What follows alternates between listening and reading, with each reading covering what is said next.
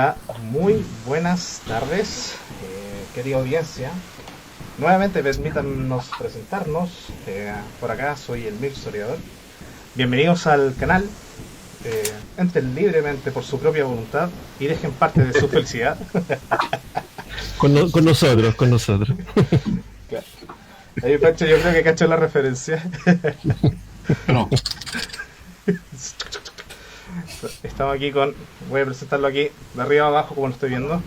Mauricio Herrera, ¿cómo estás, Mauricio? muy bien. Muy bien. Y el maestro De la Pan- barba. y el maestro Pancho, ¿cómo está, Francisco? Aquí estamos bien, pues, sobreviviendo, como diríamos. Sí, sobreviviendo. Voy a estar viendo los comentarios antes de que empecemos. Si es que hay algo interesante ahí. Están saludando a Tunfox Art, siempre presente en los lives. De hecho, ahí yo creo que, bueno, por el puro Guarén Licántropo, perdón, Titán Guarén, ya tiene ahí su Caín reservado.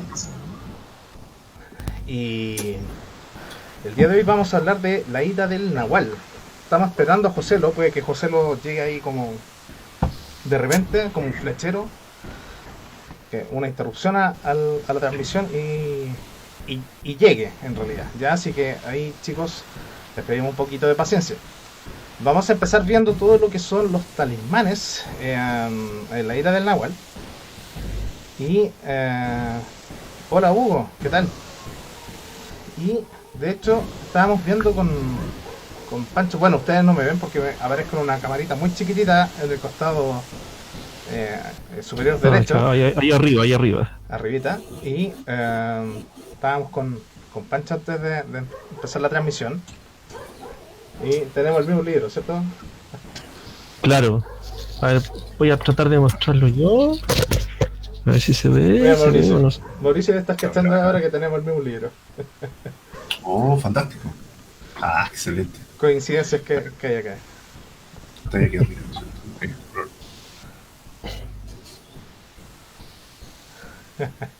Claro, aquí dice que A mí no me llegó ese libro. no, Voy a exigirlo a mí. dice que José lo puede llegar como challenger del Smash Bros. O como cuando uno está ahí en los flippers, jugando ahí Street Fighter, cosas así. Llega un new challenger, otra cosa así, va a Claro. llegar José. Hola Manuel, Me ¿qué parece. tal? Vaya con un meteorito así. Sí, sí, me iba a llegar. Uy, Jesús Arias nos dice aquí que por estos lives compró todo Primera Era, solo para apreciar el arte y la historia de los cartoncitos. Y sí, confirmo, soy de los mismos. Bueno, saludos a Manuel nuevamente, a Julio César y a todos los chicos que estén viendo la transmisión.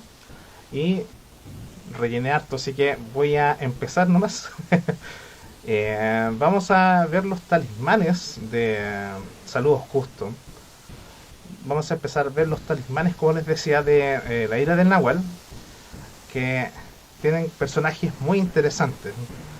Lamentablemente nos va a faltar la patita acá de Joselo para saber ahí por qué son talismanes y estas cosas. Así que, Ciertamente. pero vamos a ver los personajes, ya vamos a ver todo el lore detrás y esas cosas. Así que voy a colocar esto acá y creo que se debería ver ahí. Entonces vamos a partir con el Anchancho, que fue la primera carta de la edición, o sea, la número 1, ¿cierto? Claro, Y ahí tiene el número. Y bueno, voy a leer el texto épico. Dice: con su mano de lana te engatusa suavemente, y su mano de hierro te ahoga cruelmente. Devorará la piedra de tu frente y morirás prontamente. Está lindo, está como escrito en prosa, se dice, ¿cierto? Como verso, diría yo, un En poco. verso. Tiende el verso. Claro, la historia de dónde salió este era que no quería de alguna manera que pudiéramos, ¿cómo se llama? Abarcar como toda América, pero era difícil de alguna manera. Y una de las cosas que fue dividirlo como ya, ok, tenemos como el lado mesoamericano, ¿ah? Un lado como amazónico y otro lado más incásico, y lo que sería como el lado del sur, que sería lo mapuche, los selnam y un poco esta cosa de los brujos chilotes, por ejemplo. Y de repente, entre un amigo me cuenta esta historia, que él es boliviano, ¿ah? Y dije, tate, esta cuestión tiene que ir porque está súper bueno, una especie de vampiro andino, así, con esas características de que una mano es de lana, la otra es de hierro, y me contó esta historia. Entonces, de ahí no recuerdo cómo habré elaborado el texto, pero ese es como la forma en que llegó a estar ahí el anchancho o afchancho, también he visto que se escribe afchancho ahora. Una historia súper interesante detrás de esto, sobre todo cómo llega a ti en realidad. Y bueno, aquí una pregunta compartida, porque en el live anterior que estuvimos ahí con el maestro Juan Vázquez, saludo para él, y él comentaba que hay veces que tanto Mauricio como tú, Pancho, le hacían bocetos como para preparar las ilustraciones. El tema Chancho, ¿recuerda que él lo hizo? Es que con Gabriel es otra cosa. Con Gabriel ya teníamos una cierta sintonía porque habíamos intentado hacer un cómic que al final no salió. Hay unas páginas que se perdieron, incluso toda una cuestión así. Y siempre hubo una sintonía bien interesante porque yo diseñé un símbolo para Salem en ese tiempo, que era una especie de luna con un rayo que partía como de, o sea, una luna, un punto, y del rayo del punto si está como media luna, ¿cachai? Este semicírculo, el punto al medio, y partía como un rayo así con varias como varios zigzag. Y a mí se me había ocurrido que se podía hacer un símbolo como para Salem y toda esa cuestión. Y se contacta con nosotros Gabriel y muestra unos bocetos de los personajes, y una de las chicas tiene exactamente ese mismo, ¿cachai? Símbolo o como tatuaje o algo así, ¿cachai? Y yo como que caché desde ahí, o sea, con Gabriel era muy fácil sintonizar porque ni siquiera hubo que decirle para que se le ocurriera una idea muy similar. Entiendo. Entonces, en general era como medio así con Gabriel, tenía como ya harto referente por sí mismo. Es cierto, ahí quisiera aportar un par de cositas. Mira, es raro, yo voy a extender esa idea en concreto. Es muy, es poco frecuente encontrar a alguien a un dibujante como en el caso de Gabriel Rodríguez, que siendo en ese entonces tan, bueno, según yo tenía entendido, no tenía mucha experiencia realizando proyectos de corte profesional, pero ya venía como con una programación.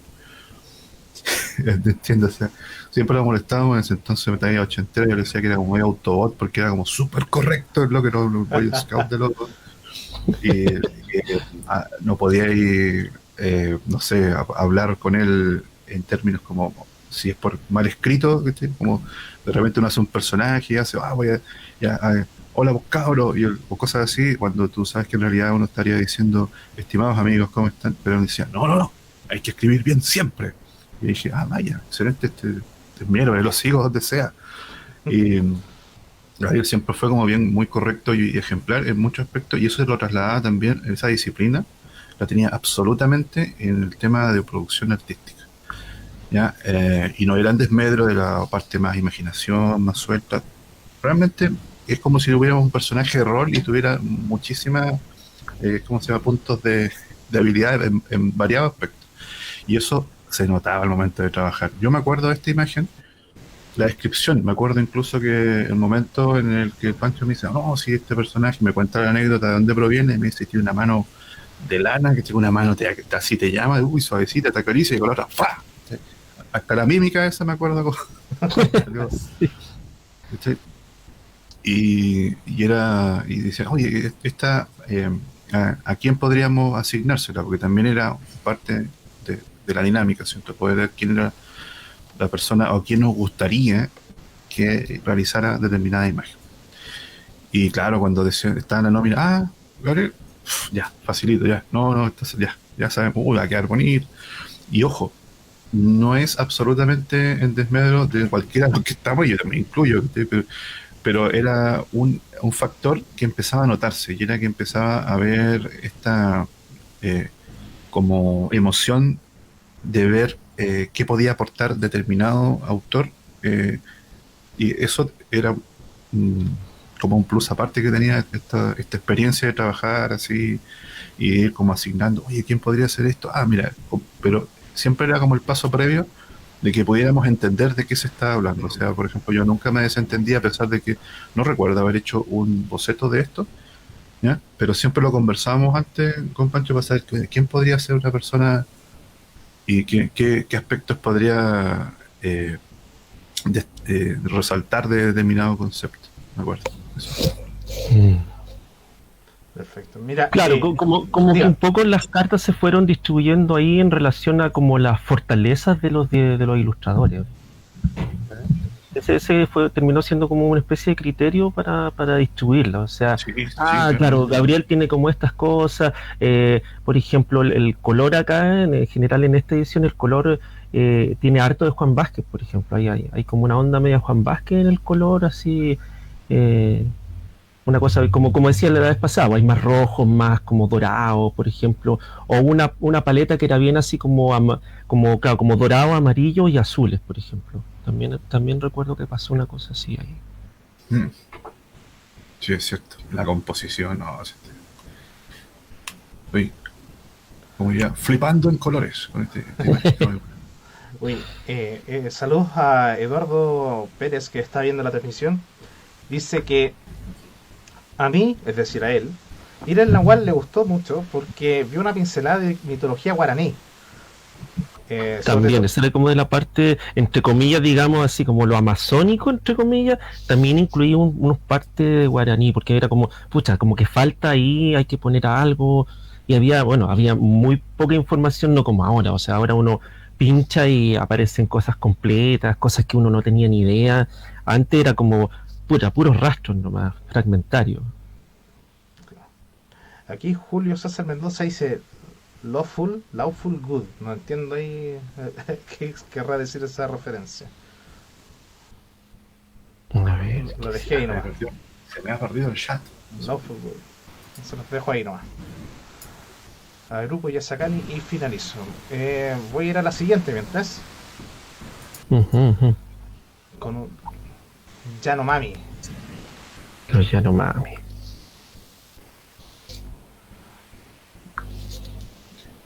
Dice, canciones de pájaros multicolores llenan la selva. La vida libre es buena para quien se hace cargo de sí mismo y de los suyos. De ahí sale un Yanomami con un arco. Posición heroica. Sí. Está con una lanza y el arco está como atravesando en la parte así como a través del pecho para acá. ¿Sí? Y los colores de fondo, bueno, tuvimos ahí la clase con Juan Vázquez, que yo creo que si estuviera presente él nos comentaría justamente de que aquí tienen que predominar más el verde, más este celeste por conceptos de la selva, yo creo, ¿cierto? Claro, ese fondo como multicolor selvático, Juan le dio un carácter bien especial a todo eso. Los accesorios. Claro.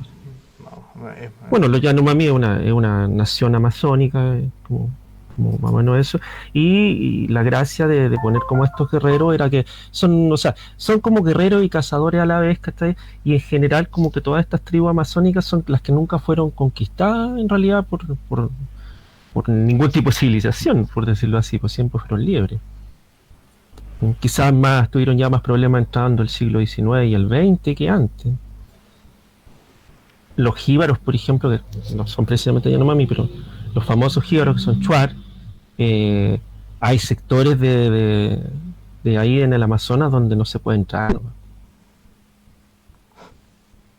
Todavía no se puede entrar, sí. Wow. La última vez fue de haber sido como hace unos 10 años, que también así como que les tienen, o sea, a las otras tribus que tienen contactos, como se llama, con los blancos, con las empresas que andan de repente siempre ahí excavando para alguna cuestión mineral, así como que no les tienen mucha buena.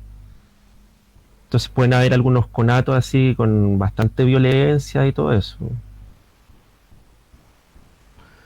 Y bueno, me imagino que todos los accesorios que tiene este cazador, esa cosa que tiene acá en el antebrazo, en el brazo, en el cuello, son cosas que debieron haber sacado de fotos, ¿no? Sí, hay un referente más o menos fotográfico para eso. No, no me acuerdo si se los debe haber dado de alguna revista o alguna imagen que sacamos de internet, porque eso era un poco más fácil encontrar algunas imágenes de ese tipo. Aparte como el corte así clásico de todos estos como amazónicos, que es como corto atrás y arriba como una especie de lote de pelo, así. A veces con algún tinte, otras veces sin tinte. Sí, algo que usaban mucho la tribu urbana Flight a principios de siglo acá, que yo les decía ahí que parecían todos cazadores Yanomami los que andaban por ahí. Claro, los neo Schwarz, neo jíbaros, así. Claro, Igual de amenazante, ¿sabes? ¿No? Amistoso. ¿no? Y que mezclaban como del cuello para arriba el corte Yanomami, pero para abajo eran como de estos gangsta de Bronx, así, Claro, bien neoyorqueros. gangster, sí. ¿Cachai? Sí. Bueno, saludos a Nico y a JP Style que se están uniendo a la transmisión. Mauro, ¿tú algo que decir de la composición, del arte? ¿Recuerdas algo de esta carta? ¿Mm? Si recuerdas algo de la composición o del arte de esta carta. Ya, mira, no recuerdo un boceto en concreto, pero tengo, a lo mejor estoy equivocado, ¿eh? Porque esto no tengo ninguna prueba, pero tampoco ninguna duda. Ninguna, no. Por la composición, por la idea y todo, creo quizás podría estar en juego algunos bocetos medio influenciados por Beasley, porque hay unas ciertas características en los dibujos. Bueno, por cierto, Juan Vázquez siempre ha sido súper fan de Frank Frazetta, ¿ya? Y en la época en la que hicimos esto, todavía estaba muy fuerte el trabajo de un artista inglés que era como el chico problema de aquel momento.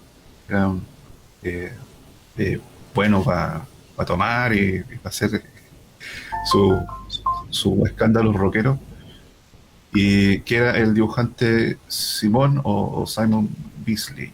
Y él tenía una solución para sus personajes, siempre que me recuerda un poco lo que estoy viendo. Entonces, sería genial, en este caso, preguntárselo también directamente al autor, pero yo ahí estoy contando que yo creo que era una de las influencias que está encima.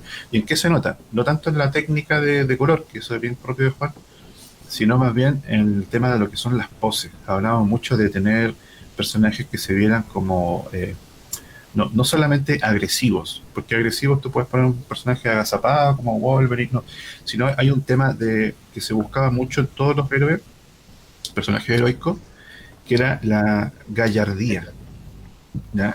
Algo Esa es la palabra, gallardía, eso es lo que se ve ahí, claro. exacto. No solo heroísmo, es gallardía. Claro, Claro. y ese elemento requería de un esfuerzo que normalmente no estaba bien atendido toda la parte latinoamericana.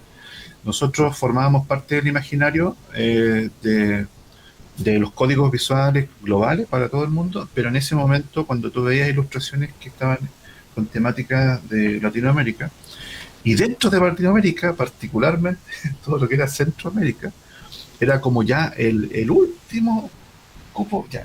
No, si es que si tenían que estar ahí, tenían que estar agazapados y medio como si fueran poco más, saliendo del último eslabón perdido. No, la idea era mostrar la figura heroica en todas las etnias. Y eso fue una cosa que hicimos de forma consciente. Dijimos, Sí. tenemos que hacer que todos tengan sus héroes. Nada de hacer aquí, no, buenas, no, cada una de, de bueno, atender bien, digámoslo así. Y eso yo creo que fue una parte muy importante, se reflejó mucho en el éxito que tuvo Mito y Leyenda, que rompimos con eso, con esos como estereotipos. Por eso me da risa de repente que hay gente que dice, no, pero es que ustedes hacen como cliché. Y yo digo, esa señora, weón. O sea, nosotros lo que hicimos fue, claro, lo que pasa es que requiere un poco sumar dos, ¿cachai? Hacer una pequeña relación de que había muchos muros sobre cómo debían hacerse las cosas. Y esta imagen inmediatamente me trae eso, de que existe un esfuerzo, una intención de mostrar a los personajes como si fueran jóvenes héroes, ¿ya? Y no el ayudante del héroe, si me explico. Claro. Yo creo que queda claro que, que toda esta gallardía, y bueno, también se nos impregnó al menos a los de mi generación ver esto, estas tribus, por así decirlo, con otro perfil. No se veía así como el pobre ser humano de una pobre tribu que está ahí muerto de hambre, escondido. Aquí no, son todos gallardos, son todos héroes que van para adelante, por así decirlo. Claro. Claro. El siguiente talismán es Auca. Y esta también es una... Bueno, tanto la anterior como esta son colaboraciones entre Juan Vázquez y Rodrigo Elgueta. Dice: ser rebelde, que ningún imperio te aplaste, ser libre, gobernar la propia vida y alzar la cabeza con dignidad en el corazón.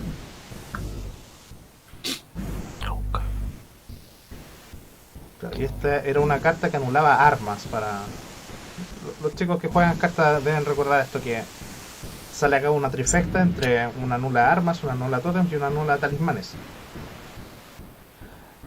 Y el caso de Auca, ¿algún recuerdo? Yo tengo como la impresión de que, claro, eran los Aucas, es un pueblo ecuatoriano, está en Ecuador, pero en la época como del Imperio Inca eran rebeldes. Entonces, esto yo recuerdo que es algo que me contaba mi papá con respecto a eso. Y lo que me parece, tengo como ahora la vaga idea, ¿cachai? Que en realidad estos Aucas fueron llevados desde el norte de Chile hasta allá, y como que nunca fueron medio sumisos a pesar de haber sido como desarraigados y puestos en otro lado, que era una técnica de dominio que tenía el Imperio Inca. O sea, agarraba un pueblo y lo sacaba de su tierra y lo metía en otro lado, por ejemplo. Y claro, y todo el texto tiene que ver con la idea del rebelde, o sea, que es el hecho de no ser sometido. Con eso yo me acuerdo una historia bueno, que no tiene nada que ver con esta cosa más precolombinas, sino la historia de los soldados San Patricio. Los soldados San Patricio fueron un grupo de soldados irlandeses que luchó en la época en que están, como se ven, que los gringos ¿cómo se llama? Luchan con los mexicanos por Texas, si no me equivoco, y estos se pasan desde el lado de los gringos hacia el otro lado. Y bueno, y la cosa son súper valientes, que los mexicanos siempre los recuerdan en una época del año. Y en la película que se veía, al final este tipo, que había sido como el comandante, que como castigo lo dejan vivo a él y está preso, pero el otro lado, el gringo, lo admiraba, entonces le va a dar el mensaje de su libertad y todo eso, y el otro está picando piedras así para el gato, y se le dice, eres libre. El otro lo mira así con cara de raro y le dice, yo siempre he sido libre, esto es solo una circunstancia. Yo quedé para adentro con esa frase así increíble, ¿no? O sea, no porque estés preso, ¿cachai? Vaya a dejar de ser libre, ¿no? Es la circunstancia de la vida, ¿no? Wow, fuerte, Sí. fuerte. Me gusta. Fuerte. ¿Tú, Mauro, algo que decir de Auca? Ya, no, estaba procesando un poquito la idea, porque en verdad sí, yo creo que vamos a encontrarnos en varias ocasiones, porque ese concepto como de resistencia o la idea de la libertad está extremadamente en un lugar destacado en esta expansión. No estoy muy seguro si estábamos conscientes todo el momento de esto, porque había muchas cosas que estrenar respecto a cómo presentar la gráfica, cómo presentar los elementos para que fueran compatibles con la idea de la fantasía, ¿cierto? La idea de la fantasía que nosotros queríamos manejar venía inspirada por este tipo de ilustradores que les mencionaba antes, y mucha gente piensa, a mi parecer de forma equivocada, de que la ilustración se hace como hasta el final. Obviamente hay muchas cosas en las que funcionan de esa manera, pero yo creo que en condiciones ideales se trabaja ilustración y contenido de forma equilibrada para que exista una integración sobre cómo se puede planificar este resultado. Y aquí yo veo que en esta imagen podemos ver algunas cosas y me acuerdo el momento en que conversábamos. Oye, hay que destacar la idea, por ejemplo, de las armaduras, ya la idea porque cierto, todo este manejo imperial y el hecho de las tropas y las batallas que podían darse, porque nosotros siempre tenemos una idea inmediata de cómo se producen las batallas al sur del Biobío, pero cuando hablamos del norte o hablamos de este caso, el altiplano o fuera ya de lo que es la actual división de países, Chile, todo lo que es el antiguo imperio inca,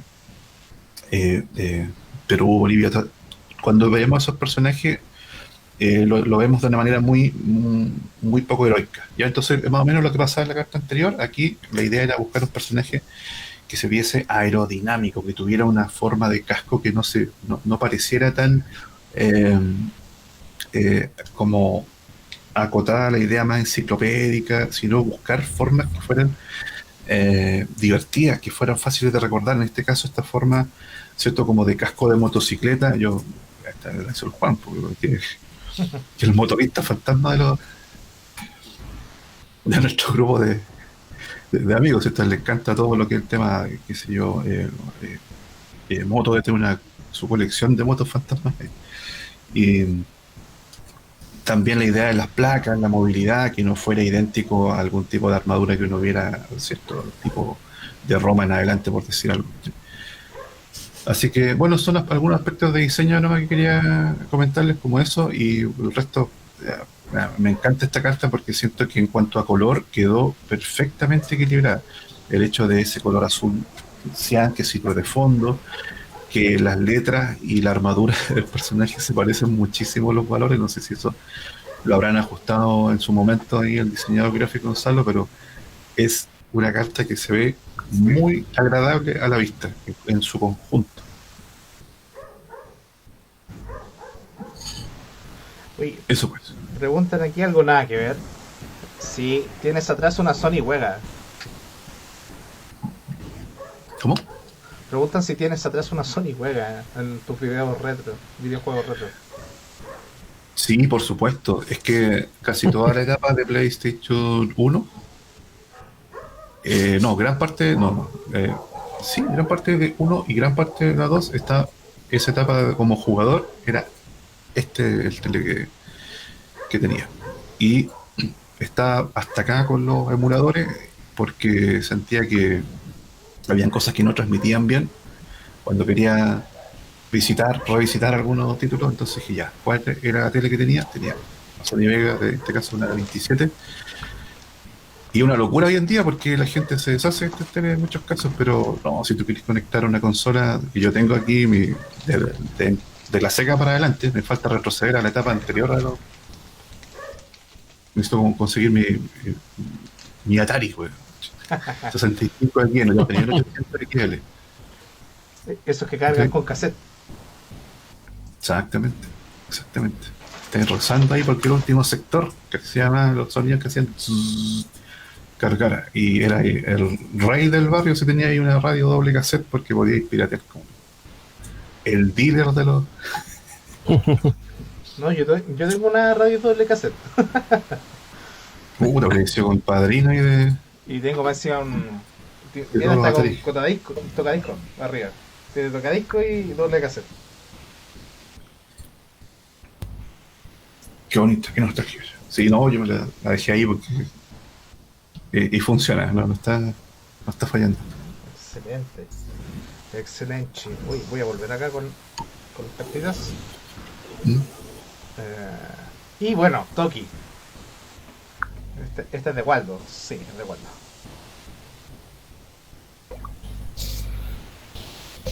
Toki dice, la guerra se acerca. Solo el más fuerte, el más veloz, el más valiente, el más astuto es el líder.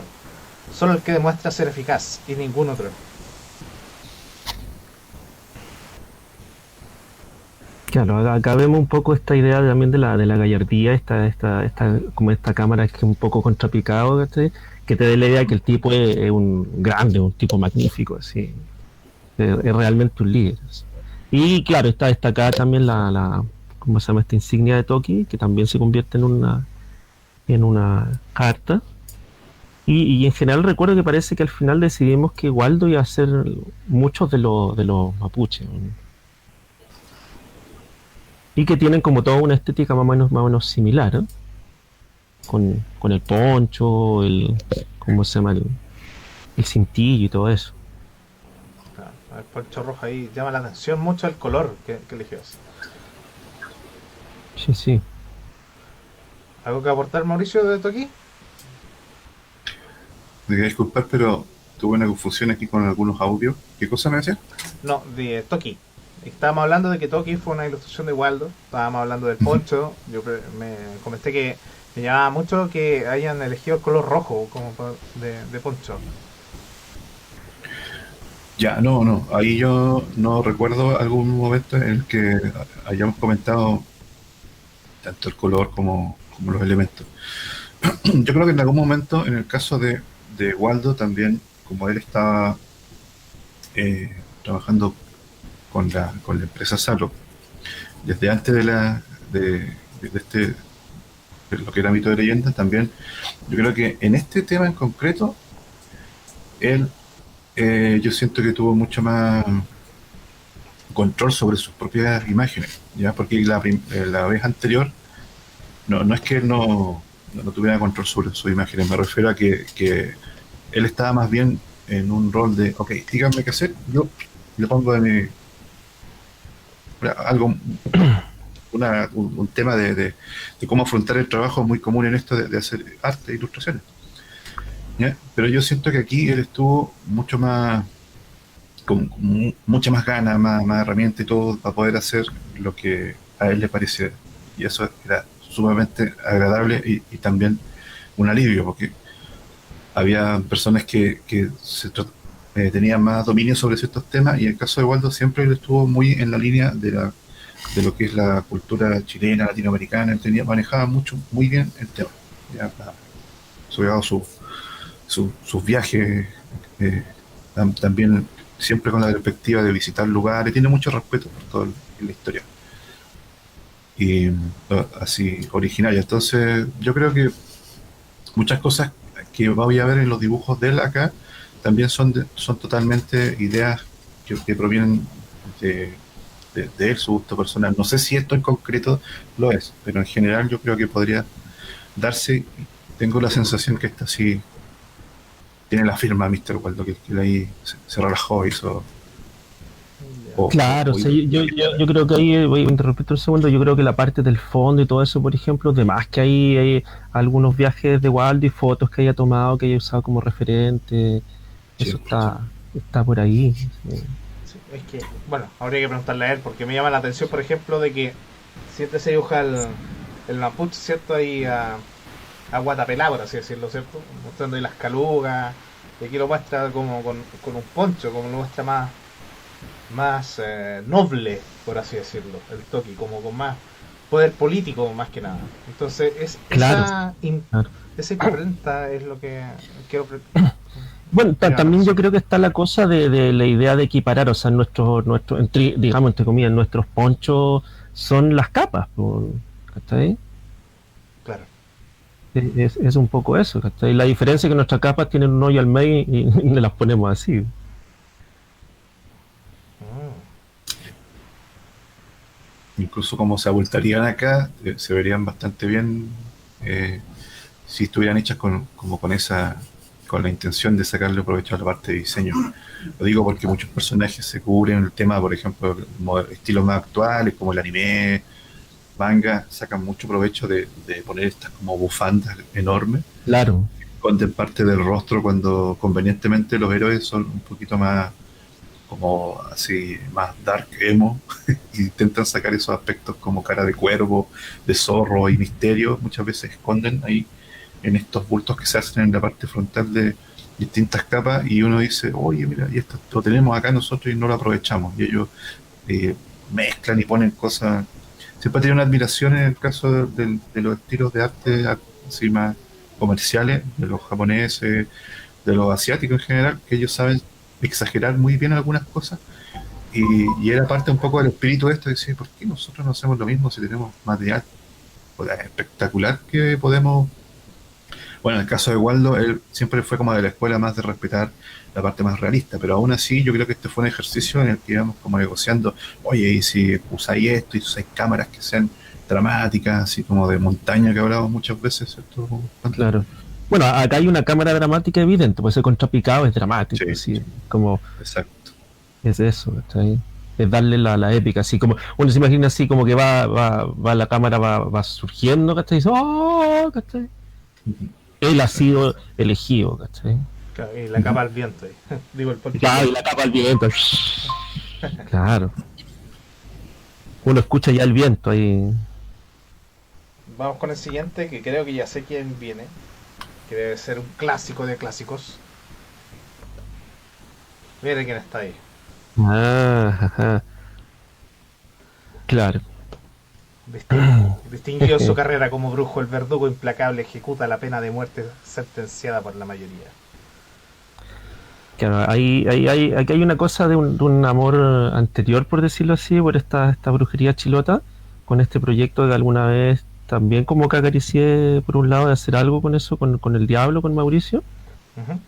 y que igual se hicieron así como algunos ejercicios y que se investigue su buen lote ahí con esas cosas. Y construimos un poco con Mauricio la estética de estos brujos chilotes, por ejemplo, el hecho que tuviese ese como gorro cuadrado, por ejemplo, ¿cachai? Si te fijas, la parte del gorro no es redonda, sino cuadrada. Entonces, que le da esta cosa como no natural, un poco, ¿eh? Al brujo. Y el hecho, por ejemplo, eso mismo que decía, o sea, Mauricio, si tenemos todas estas cosas que también son como bacanes, por ejemplo, aquí el brujo de hecho está medio tapado, ¿cachai? La parte de la boca, la cara lo hace más misterioso. Tiene como un guiño a estas cosas medias japo, claro, el símbolo ahí con la flecha también. ¿Mm? Y bueno, creo que el texto lo dice todo, o sea, los verdugos de la mayoría eran dos, teníamos el flechero y el artillero. El artillero no lo pusimos porque por esta intención de hacerlo como más precolombino, más como más antiguo, ¿ah? Porque un artillero implica, claro, implica como pólvora. Entiendo. Entonces, claro, como para no salirse tanto de la cuestión, hubo como una decisión ahí de, ya, pongamos el flechero en vez del artillero. Preguntan de qué país es ese personaje. Es chileno, pues, amigo. El flechero es chileno, chilote. El flechero, claro, chilote, la brujería chilota. Eh, bueno, en teoría no es chileno, pues, es de la recta provincia, ¿cierto? Claro. O sea, chilotes, los chilotes también tienen esa diferencia. Yo pasé por unas vacaciones chilotas por el presidente por el 2000 más o menos. Fui a visitar a un amigo que tenía una casa y qué sé yo. Y iba por una semana y me pasé el mes entero allá. Po. Tuve unos sueños así bien chilotes, así bien extraños, con un brujo que era como inmortal, así, y que lo tratábamos de matar y no podíamos, y la cuestión es así, era un sueño bien escabroso un poco, que está ahí. No, Era divertido y Chiloé. Chile debe ser muy épico. Sí. Oye, voy a hacer una pregunta muy de fan, nada que ver de mí y todo. Bueno, asociada un poquito. ¿Estaban trabajando en algo con Diablo? O más adelante, porque yo voy como en el 3 o 4 de Diablo, lo estoy leyendo de a poquito. Y sale más adelante algo con brujería chilota. ¿En Diablo? ¿Sí? Exactamente. Oh, Donde hay varias menciones a un personaje llamado el flechero. Entonces tuviste en el tercero. Mm, ya no. Recuerdo que Diablo Sicario había una, pero no estoy seguro si se habló un poco más. Pero sí es un personaje que ves que en Diablo hay una especie como de orden. ah, Mira, es muy parecido a lo que pasó después, un poco después en Shaman King. No sé si ustedes conocen Shaman King, pero en el tema de Diablo había varias ideas. La primera la corresponden claramente al creador de la parte de guión, en este caso el Javier Ferrera. Ya, eh, todo lo esencial, pero hay algunos elementos que estaban también por insistencia, ¿cierto? Que no eran de él. Y uno de ellos era como, oye, aprovechemos de meter mitología, el caso de brujería de Chiloé, porque, como decía Pancho, siempre compartíamos este tipo de datos, porque en el tema de lo que es la brujería, los personajes, las películas que habían, no me acuerdo que hablábamos el otro día de Warlock, el brujo, estaba un poco empezando a haber una cantidad de cómics también relacionados con el tema de brujería. Estaba Darkness, que buscaban, más que de brujería, como el tema de demonios, ya del horror, como una propuesta a lo que tú veías normalmente en cuanto al origen de los poderes de superhéroes o antihéroes, que ya eran un poco lo que estaba muy establecido en el tema de mutantes en esa época, y había como esa división de héroes oscuros que estaban liderados por la parte comercial, por el lado de Spawn, de Batman, que siempre estaba ahí como un tótem, ¿cierto? Pero en ese entonces el éxito reciente era Spawn, y Mm. eh, medio asomándose Darkness, y la gente decía, oye, pero son un comercial. Bueno, para los que no queríamos una beta un poquito más adulta, estaba el Cuervo, por ejemplo, y un montón de, bueno, todo lo que era Sandman, o sea, todos, tanto posers como un poquito más, no se llaman literatos, pero gente que le gustaba un poco más una línea de un corte un poco más adulto, todos estábamos tratando de hacer cosas, héroes obscuros, ¿ya? Entonces, era inevitable pensar y decir, oye, nosotros tenemos toda esta tradición de monstruos y de personajes mágicos, y mientras lo que el brujo estaba ahí ocupando un espacio, qué genial se vería esto, y de repente nos damos cuenta que, oye, esto es algo que incluso tiene un potencial eh, visualmente mucho más interesante que lo que plantean en este caso, por ejemplo, los gringos, por decirlo. Y mucha gente me dice, qué sé yo, el Diablo es como una copia de Spawn, pero lo que no logro hacer que entiendan muchos de estas las personas, que no son tantas, en realidad son más la gente que está en plan nostalgia buena onda con Diablo, pero siempre me llamó la atención que eso incomodó a muchas personas que eran, por ejemplo, fans, legítimos fans de Spawn, y decían, oye, pero esto eh, qué feo que se parezca tanto, y sí, igual hay algo de eso que era como muy chico y no sabíamos hacer bien algunos elementos que fueran lo suficientemente distintos. Pero yo siento que había una idea de decir, oye, esto sí que da miedo. Esto realmente da miedo. O sea, si tienes un personaje con una especie de capa simbionte, entonces uno decía, si sabías mínimamente un poco la mitología del brujo, decía, oye, pero un brujo chico es más horrible todavía, porque tiene un poncho fabricado con piel humana, ¿vale? Y Ah, qué simbionte, pues, eso, pelapecho, es algo mucho más macabro, ¿me entiendes? Y está el tema de la transformación. Bueno, ahí vamos, supongo que vamos a ver eso en otro momento. Pero eso yo creo que puede ser mi aporte sobre ese tema, esa carta. perfecto. Uy, voy a volver acá a la carta. Y aquí hace un comentario muy acertado el de Javier. Dice que la forma del flechero es muy similar a como la gente en el sur describe al diablo. Dice que es un hombre alto, de negro, que anda con sombrero grande, ¿cierto? Que solamente se le ven los ojos rojos. ¿Hubo parte de esa inspiración, Mauricio, en la ilustración? Ya, no conocía una descripción que fuera tan literalmente Ta- ta- esa, o sea, tan similar, pero sí estoy familiarizado con cómo la gente al interior, en el campo, en la zona central, en el norte chico y en el sur, algunas historias en las que hay algunas constantes, como el hecho de los ojos rojos luminosos, en caballos negros, no solamente en personas humanas, perros que se ríen, siempre está el tema de, oye, está la risa macabra, están los ojos luminosos, y eso está, y aspecto negro, como si fuera piel quemada. Y eso también se está presente en muchos temas paranormales, apariciones de gente que las ve, "Uy, usted tiene el ojo como si fueran, bueno, siempre como la piel oscura, como si fueran, otros dicen, no, que son seres como medio etéreos, no, esto es como ver la piel como como que si alguien se levanta así de un incendio, una momia, algo así, ¿sí? Pero no sé si se refiere exactamente a eso, pero yo creo que esas ideas siempre están rondando. Bueno, esta cosa voy a irlo por otro lado yo, contar una anécdota que le ocurrió a mi abuelo, pero esto no le ocurrió en Chile, sino en Ecuador. Mi abuelo es ecuatoriano. Entonces, el campo y qué sé yo, estamos hablando como de los años 50 o 60 posiblemente. ¿Ah? Y de repente él ve una cuestión extraña ahí, como con ponte, un poncho, una cosa así, y una calavera con los ojos rojos, así, eso. Y mi abuelo, que digamos no era muy temeroso en general, lo encara carabina en mano y le pega unos tiros, pues. ¿Qué ahí? ¿Qué sé yo? ¿Ah?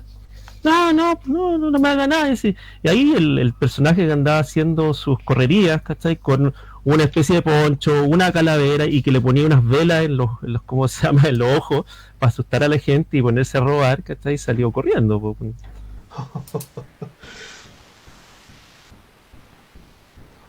Esa es una historia de aquellos años, o sea, imagínate, o sea, mi abuelo era campesino y claro, también era un personaje en realidad.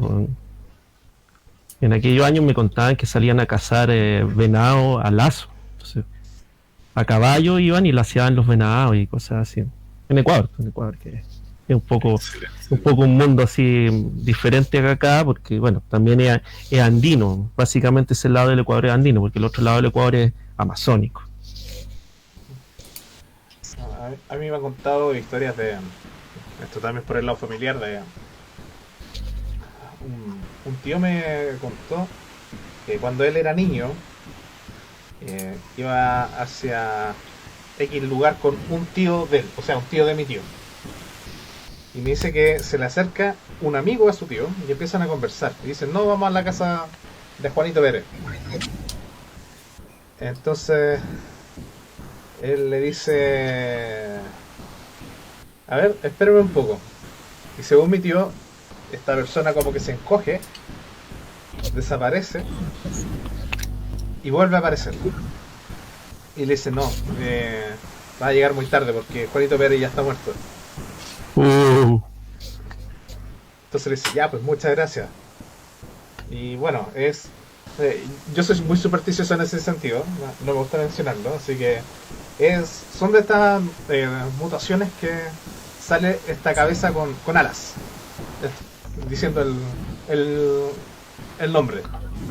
Ah, el famoso ahí. Claro, el famoso. Entonces, mi tío decía que era muy conocido ahí en el sur. Digo, era muy conocido. Era muy común en el sur encontrarse con de estos pájaros, le habla él, me decía él. Y que ya no ha visto de estos pájaros hace por lo menos 30, 40 años.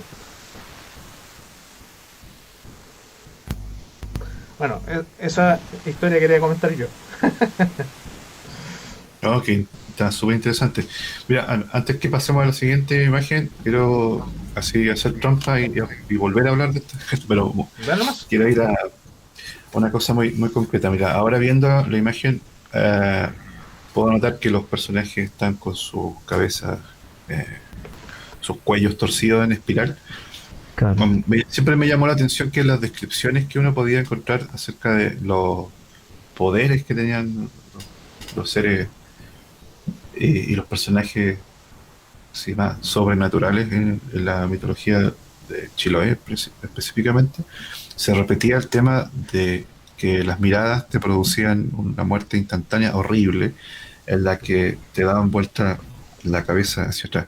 Y yo imaginaba que esto podía ser aún peor si tú podías hacer un ejercicio tipo así CSI y vieras esos cuerpos, no solamente están los cráneos volteados hacia atrás, sino que todos sus huesos están torcidos de una forma de espiral. Y es chistoso porque, bueno, años después uno va encontrando esas ideas bizarras, pero ya, por ejemplo, yo no tenía idea en ese entonces del cómic Uzumaki, ¿cierto? De Junji Ito, que me encanta todo ese tipo de terror, tipo Silent Hill, también está relacionado con la imaginería de Silent Hill, pero yo creo que esa idea extraña, ahí no estoy diciendo que esto se me ocurrió antes, no sé, una cosa muy sencilla, muy básica, pero ese tipo de incomodidad, de terror, es algo muy atractivo, muy interesante que se da específicamente en el caso de los personajes de la mitología en Chiloé. ¿ya? Y era eh, casi una urgencia decir, oye, pero es que mira, lo que uno conoce en terror, en ficción y todo, eh, es como una pequeña parte de lo que podría hacerse y eh, las películas, especialmente de Hollywood, sentía que no reflejaban lo que podía ser y siempre como que Chilo era como la promesa de, oye, esto podríamos explorarlo más y sería realmente universal el miedo que produce. Ahora que veo esto y digo, puta, realmente podría haber sido una beta que podría haberse desarrollado si lo hubiéramos trabajado perfectamente como un libro, una película, una animación, si hubieran estado las condiciones, ¿ya? Y tendríamos material para rato. Eso. Como que hay mucho material ahí en la Isla Grande. Ujú. Y otro clásico.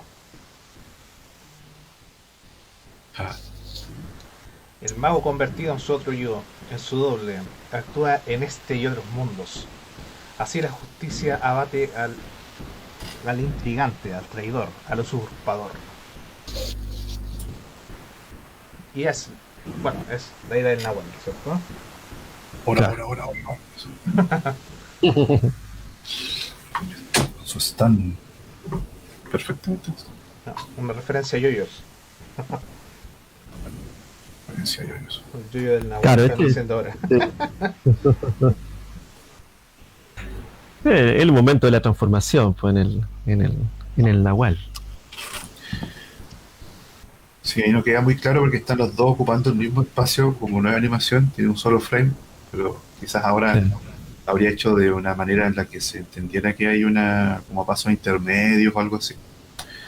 Pero sí, es la transformación, no es que sean entidades distintas como lo sugiere la idea del stand, sino que, aunque bueno, el stand también son como la misma alma, pero aquí es que el brujo en su estado humano debería empezar a desaparecer.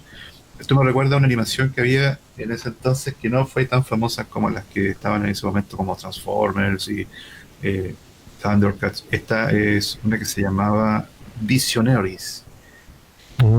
Sí, sí. Sí, no sé si algo. Después yo sugiero que si les interesa un poquito así cómo podían haber algunas influencias visionarios, de visionarias, tenía un poco esta idea de que habían caballeros de la mesa redonda, pero en un futuro, ya, como que era cíclico, ya, en un futuro donde ya la tecnología, por un tema de pulso electromagnético, una guerra nuclear, algo, ya no existía, pero existía el concepto de la magia y hasta cierto punto la tecnología. Y ahí se mostraban personajes que de forma similar a los caballeros de la mesa redonda tenían, de hecho, creo que eran como reencarnaciones, porque tenían los mismos nombres incluso, armaduras más actuales, y ellos tenían una tecnología similar a la tipo linterna verde, en la que podían dar forma física a ciertos seres o incluso armas y todo, pero generalmente seres. Me acuerdo que esa parte fue algo que a mí me dijo, "Oye, tiene que quedar similar a eso". Eso es lo que quisiera compartir como aportación. Oye, el pase, el pancho. Claro, esto la diseñó Mauricio a gusto y placer, como acaba de decir. En realidad, básicamente era como la idea, o sea, mira, qué es el Nahual y más o menos como que algo teníamos idea. Pues esto que también le dicen los diableros, también le dicen los que se transforman en un animal en general, y eso, y está el hecho que sea el jaguar, eso es una cosa como bien importante, y el jaguar como Nahual o como doble es un personaje así como que recorre hasta el Amazonas prácticamente. Y ahí hay una historia que sería bueno como contarle, que es como el hecho de que tiene como dos caras, pues o sea, está el chamán y él decide qué hacer con este poder, porque el poder del jaguar puede ser tanto como para curar como para el mal en el fondo, ¿no? ¿Ah? Para devorar a otros, ¿ah? Para aprovecharse y cosas así. Hay una historia ahí, no me acuerdo de qué etnia era, pero que contaba como eso. O sea, y cómo se hacía eso, por lo menos en esa etnia, era con un huesito. Había que tener un huesito de leopardo, una flauta, y con esa flauta tú la tocabas y algunas palabras, y eso te podía permitir transformarte y obtener la fuerza del jaguar, para bien o para mal. como diríamos. ¿Por qué para mal? Porque en esa historia contaban eso, que también podía ser, ¿cachai? Que existieran, bueno, lo que se entiende en el área mapuche como los calcus, ¿cachai? El, el, el brujo negro en el fondo, ¿cachai? Con la misma potencia, ¿cachai? Podía llegar a ser que este mismo poder pervirtiera al chamán y lo convirtiera en una especie de caníbal también, incluso lo dice, ¿cachai? Un caníbal, un ladrón, podría llegar a suceder porque es el poder. ¿Qué haces con el poder? Claro, aquí el poder está enfocado, por ejemplo, a una búsqueda de justicia. A veces como que esa es la idea de la ira del Nahual. Interesante. Sobre todo esto de la hueso flauta. Ese concepto lo toma, voy a tener que googlearlo mientras hablo. Hay una película chilena que se llama La Recta Provincia. Ah, sí, pues toma claro, toma un poco ese de Raúl Ruiz, ¿sí? Raúl Ruiz creo que es, sí. Sí, sí. Sí, Raúl Ruiz es bien buena esa recta provincia, porque agarra varias cuestiones. Finalmente no habla de la recta provincia como tal, la recta provincia chilota, pero habla como un poco de una geografía brujeril de Chile en cierto sentido. O sea, es bien interesante. Y retoma algunas cosas como estas mitologías menores desde un autor francés como se llama Paul Lecoté. Desde Paul Lecoté agarra ahí el Raúl Ruiz esas cosas, que algunas interpretaciones más finas son bien interesantes en esa película. Se ve eso, buena. Es muy mágica esa película. O sea, Sí, recomendable, 100%. sí. Como que uno no entiende para dónde va, pero eso es lo bonito. Sí, vaya, al final se une en la historia, po. Y cuando toca la flauta hueso, por eso ahí me hizo clic. Sí. Eh, Pucha, extrañamos aquí a José, claro, falta ahí falta un eje. Ya Oye, nos habíamos acostumbrado a que tuviera, para poder continuar o de explicar de mejor manera el elemento ahí de mecánica. Bueno, si bien el José lo igual siempre aportó en cuanto a la historia o al aspecto de las ideas, pero la mecánica era algo que nosotros decíamos, ok, está funcionando, podemos despreocuparnos y atendíamos asuntos de nuestra área. Así que sí se nota que cogió un poco. ¿Qué pasa, José? No parece ahí como una holograma. claro. ay, esperemos que esté bien nomás. Sí, Eh, yo rezo por lo mismo, que no sea nada más que una pila descargada. y, Ya, y claro, realmente aquí José nos da otro punto de vista o nos dice, oye, pero mira, cuando estabas en esta carta vos tal cosa, y nos explicaba la habilidad también. Así que Claro. se extraña en ese sentido. Eh, había un comentario que quería leer que Jesús dice que, Jesús Arias, dice, hablando de este tema de la mesa redonda, en Chile existe un Ábalos mapuche que podría ser la isla Mocha. Ah, claro. Hace algunos años un amigo que tenía una librería me habló de otro conocido que estaba ahí que precisamente sí a investigar ahí varias cosas sobre los mapuches y una de las cuestiones era, claro, como está de la isla de los muertos en el fondo, llevadas por las templicadas, estas como ballenas de los mapuches. Sí, una historia así como que perfectamente cae, así como cuando uno vio Excalibur así, pero un Toki que es llevado, ¿cachai? Por la cuatro, ¿cómo se llama? Machi, así, blancas, y después uno las ve que son ballenas, y se imagina perfectamente esas imágenes de ese tipo, hacia la Isla Mocha. ¿Qué más? Que sería el otro mundo en este mundo, por decirlo así. Claro. Hay otra pregunta que quería leer. Camilo pregunta en cuanto a la forma del dragón, que tiene esta forma de, voy a volver de hecho a la anterior, que tiene esta forma como de códice maya, dragón, ¿cierto? Eh, Ah, claro. estos Creo, creo rulitos que de se lo códice. agarramos precisamente de alguna cuestión media azteca, me parece que es, porque esa es una serpiente de cascabel. No sé si se alcanza a ver la cola, pero si no me equivoco, una serpiente de cascabel. Claro, tiene una cola media fragmentada ahí en la punta y Mira eso, sí, es como una especie de dragón, entre comillas, tratando de ajustarnos al área mitológica, por decirlo así, pues. Claro. Así como, Bueno, y estos diseños, como- Mauricio me había compartido de hecho tiempo atrás una imagen, antes que muriera mi PC, de los diseños pre-nahuales. No sé si te acuerdas, Mauricio. Sí, sí, claro. Te refieres a los sketches de las artes de las ilustraciones, ¿cierto? No, no, me ah, refiero al concepto de la carta, o sea, la fuente que se usó acá donde dice flechero, la forma del talismán, la forma de la caja de texto. la parte del diseño y lo decorativo. Claro. Ya, sí recuerdo, pero eso era como muy temprano todavía, porque esta, bueno, no hemos tocado aspectos generales, entramos a las cartas de lleno, pero hay muchas cosas que ocurrieron en esta expansión, en esta edición, que yo desconozco cómo finalmente se resolvió.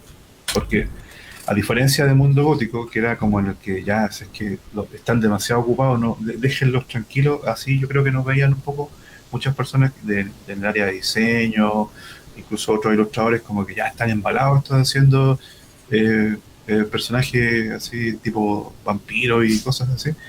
Pero cuando entra en escena este tema, todo el mundo tenía algo que decir, porque obviamente es como un tema, un compromiso que sentimos siempre, eh, todos los gráficos, todas las personas, tenemos algo que contar y que nos motiva, como algo que reivindicar con respecto a todo esto.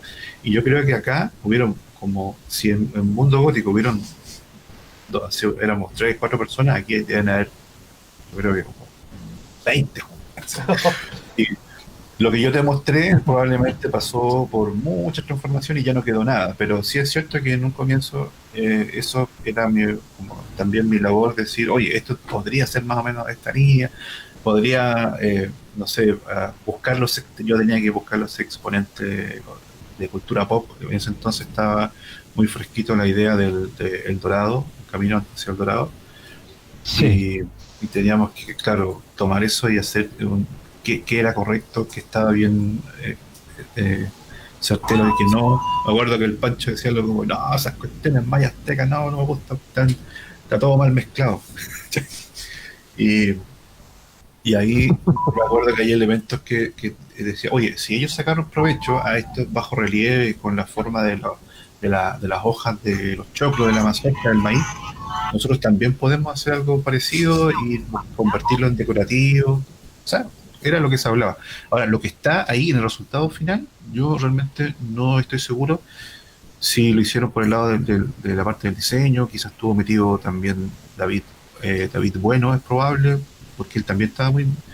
Yo creo que algo hacía, pero yo en esa parte no podría decirte quiénes fueron los que finalmente definieron eso. Ok. Vamos a seguir. A todo esto, Eduardo Pérez está dándonos comentarios muy interesantes sobre Oh, compártelo. eh, leyendas, ¿cómo se llama esto? Del Paraguay, pero lamentablemente, como yo estoy viendo por un lado y por el otro, de hecho, a ver, ya sé cómo lo voy a hacer. Me voy a enfocar a ustedes Ujú. mientras los veo por acá. Ok. Ahí se ve. Acá está. Les decía que en Paraguay está el Caray Pijare, el señor de la noche oscura en guaraní, y que Ujú. tiene una historia muy parecida a la del flechero, comenta. Qué buena. Y después continuó. Continuando con el Caray Pijare, tú te lo podías estopar sentado en el suelo. Si tú no le dabas lo que te pedía, te lanzaba una maldición de muerte que nunca falla en su presagio. Mira, eso también recuerda algunas cosas de los brujos del campo chileno, que es que uno le ofrece algo y te lo vienen a buscar el otro día, por ejemplo. Claro. Y aquí, de hecho, Cristian dice que las historias de la Noche de San Juan son épicas y que en Paraguay, vuelve a mencionar Eduardo, que hacían fiestas patronales. Y ahí estamos Ujú. esperando la respuesta de Eduardo ahí que nos comente cómo son ese tipo de fiestas. Voy a seguir con el siguiente talismán mientras. Quería comentarle ahí esas cositas que están en el chat que están bien sabrosas. Ujú. Y vamos con X Chevel Ah. Jax. Esta es de Andrés Blanco. Sí, ahí se sumó el Andrés en esta edición, que era bien cabro el Andrés en ese tiempo. Bueno, todavía debe ser bien cabro. Sí, Uy, yo me acuerdo que él había. eh, bueno, yo conocí al Andrés porque él asistió, no sé si a un curso completo o a algunas clases, pero en el contexto de que él era un estudiante que estaba eh, entrando a esta área de ilustración, dibujo, con una línea muy anime, muy manga. Eh, Casi todo su portafolio mostraba esa como línea de estilo. ¿Cachai? Siempre dibujaba muy bien personajes femeninos. En ese entonces estaba el tema como Clamp, así que había de estas mangakas, ¿cierto? Que hacían series eh, y habían series animadas, y entonces yo veía que tenía algunos estilos así bien peculiares, como Saber Marionettes, creo que había, pero bueno, como pues, cosas más kawaii, como se diría hoy en día. Y, y era genial su trabajo, o sea, la dinámica, el dominio de figura, todo está súper bien, a pesar de que era, claro, muy joven de haber tenido unos 18, 17 años. Quizás estoy equivocado y tenía 20 años, pero la perspectiva mía era como que él está estudiando un estudiante y también fue uno de los primeros casos en los que pude invitar a que se sumara al equipo de Mito de Leyenda ilustradores más nuevos. Porque ya estaba el caso de poder invitar a gente. Aquí yo voy a hablar no como ilustrador, voy a hablar como editor, como la persona cuya responsabilidad es buscar equipos, un poco como a lo Nick Fury de ir a buscar así, a armar el equipo de los Avengers, algo así. Así yo me lo creía, ya. Les pido paciencia porque en ese entonces estaba muy motivado con todo eso y así, es que esto era como una misión súper importante para mí, ¿ya? Poder encontrar el talento suficiente para que esto fuera inolvidable. Y lo primero que eché en mano fueron las personas en las que confiaba, que eran mis maestros. Bueno, ya está el equipo, ¿cierto?, conformado en parte también por ilustradores que estaban antes que yo, pero en este punto aquí fue álgido el tema de que, oye, hay que buscar gente, sangre nueva, personas que sean buenas y que tengan un aporte. Y yo creo que no se nos había pasado ni por la cabeza incluir estilos tipo anime o manga. Así que fue muy difícil en este caso al comienzo pensar y decir, oye Andrés, ¿no te gustaría? Porque teníamos mucha confianza, pues, siempre hubo como muy buena comunicación, nos gustaban las mismas influencias, manga, entonces hablaba mucho yo con Andrés, pero dije, ¿no te gustaría hacer algo en esta línea? Y tate, ahí le encantaba todo lo relacionado, o sea, se vino abajo esa idea mía de que solo dibujaba cosas estilo manga, ¿ya? Lo cual fue maravilloso porque me motivó también a seguir buscando en esa línea, ¿ya? No solamente la idea era que no todo se transformara en un único estilo, ¿ya?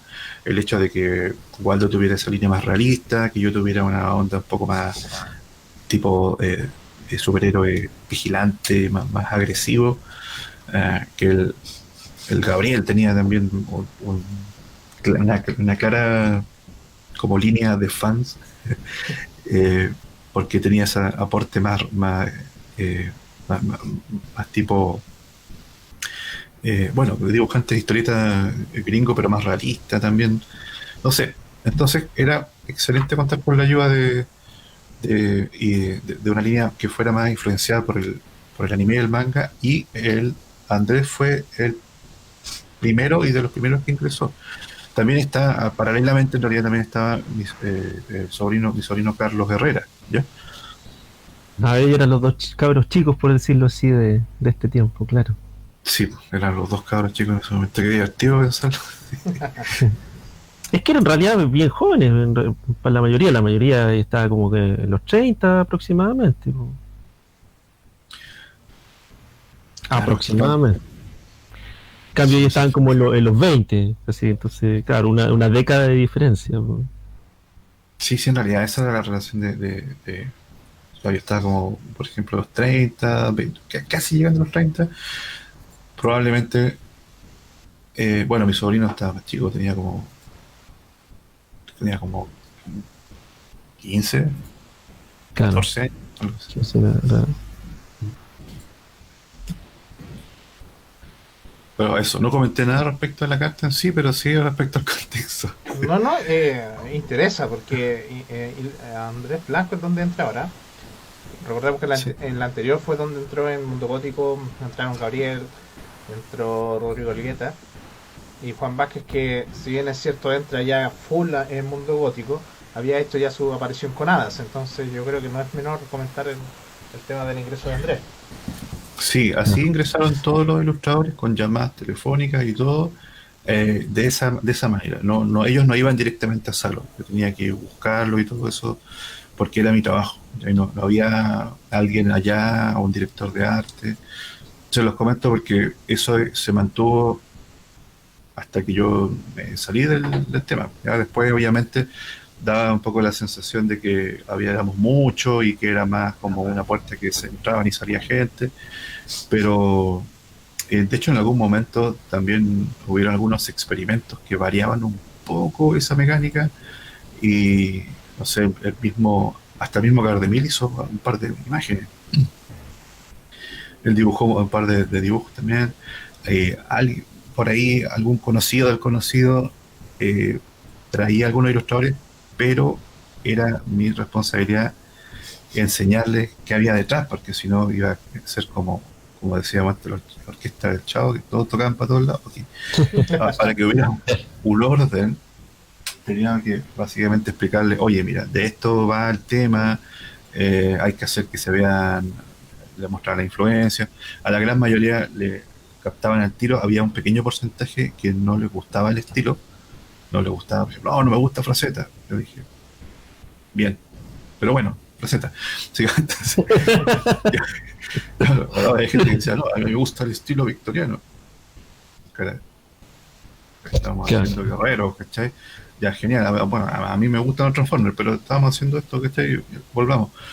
Entonces, se dieron situaciones muy, muy variadas, pero yo creo que lo que al final prevaleció era que sí había una coherencia, ya una conversación y todo lo demás. Nadie llegó así a dibujar un guión de la nada. O sea, había un proceso de estudio, ok, estamos todos en la misma sinfonía, sincronizamos relojes, perfecto, ya ataquemos. Empezamos con la producción artística. Bueno, aquí ya nos enfrentamos también con otra cosa, que esto ya es más bien maya, Claro, X por Giants. ejemplo. Todo lo X me Claro. suena a Maya, de hecho. Claro, todo lo que tenga un X es maya en general. Y bueno, el texto describe bastante bien que una diosa que tiene dos lados, que un lado es la lluvia y otro lado es como esta cosa como media artística, porque en realidad es como una diosa abuela, de la pintura. De hecho, que los mayas pintaban códices y todo eso. Entonces ya tenían como esta idea de que hay también dioses de la pintura, ¿no? ¿Sí? Y esta es como la gran diosa en el fondo, porque esta es la como pareja de Imsapna, que también es un dios así como súper poderoso dentro de la mitología maya. Bueno, los mayas todavía existen, pero ya no son el imperio que eran. O sea, cuando los españoles llegan, el imperio maya, o más bien dicho, las ciudades-estado maya, porque nunca fueron un imperio, habían desaparecido. O sea, el año 900, el año 1000 ya no existía eso, se habían dispersado, pero sin embargo todas las etnias mayas, que ahora son más de cuatro, yo no me acuerdo. Lo que siempre me acuerdo son los lacandones, que una de las que son, pues hay varias más y que todavía existen. Mi mamá anduvo por ahí una vez y me trajo así una cuestión así como lo del calendario maya, pero de real calendario maya, ¿sabes? Y claro, hay unas predicciones así mucho más aterradoras que la cuestión no es del calendario maya, un poco más fatal, por decirlo así. vamos a seguir. Lamentablemente no estamos viendo hoy día habilidades, chicos, por el tema de que no tenemos a Joselo. Pachamama. Y también otro ilustrador que entra acá, que es Dreg. Ahí voy a tratar de ver si podemos conseguirnos a Dreg, de hecho, también, para ver si lo podemos entrevistar. Sería genial eso. Claro, Dreg, bueno, también, ¿cómo llega Dreg a todo esto, Mauricio? Bueno, a Drake lo conocíamos por un proyecto que es anterior a Mito y Leyenda, y es esta editorial eh, que, que estaba realizando el Doctor Zombie, ¿cierto? Ya, el Zombie Claro. Jorge David. Y él armó su equipo con gente que conocía de distintos lados. No sé muy bien cómo se conocían ellos, pero sí ahí yo conocí el trabajo de, de Dan Drake y Dan Rodríguez. Y él conocimos a varios colegas ahí por ejemplo, al Pablo Santander, que también va seguramente a aparecer en algún momento aquí en la carta, y entre otros, ya, pero el caso de Drake era bien interesante desde un punto de vista parecido al anterior, que era que tenía una fuerte influencia del manga y el anime. Ya, pero a diferencia del Andrés Blanco o Andrés Silva, es que Drake tenía una línea más tirada para el lado de batalla, de shonen, de Street Fighter.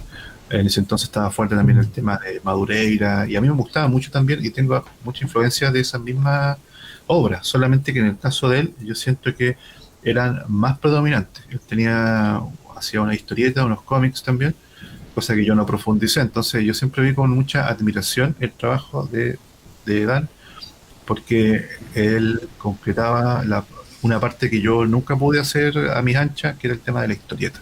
Él producía, y yo era más disperso.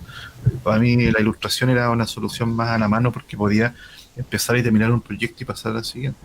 ¿Ya? Era más impaciente, pero Drake tenía esa cosa de que se enfocaba en algo y sacaba estas páginas maravillosas. Hizo una historieta de tipo pelea, como esta película de Bruce Lee, se llama, bueno, como en la línea estética de las películas de Bruce Lee. Hizo un cómic que se llama Catboxing, eh, y estaba el tema de las peleas de artes marciales, dibujar estas manos más grandes como uno podía ver en algunos diseños de Capcom que estaban en ese Claro. momento, como Darkstalker, ¿ya?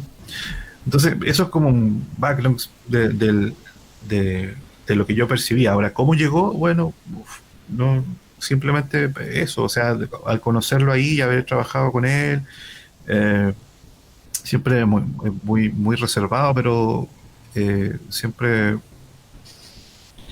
había buena onda, buena tela con él. O sea, ¿para qué vamos a andar con cuentos? Diré que es un puto genio, weón. Sí. Totalmente, Eh, sí, se- sí, sí, sí. ¿Cachai? O sea, siempre estuvo ahí reservado, como dices tú, pero él es un genio. Yo le vi unas cuestiones ahora con unas marchas y unas weas increíbles.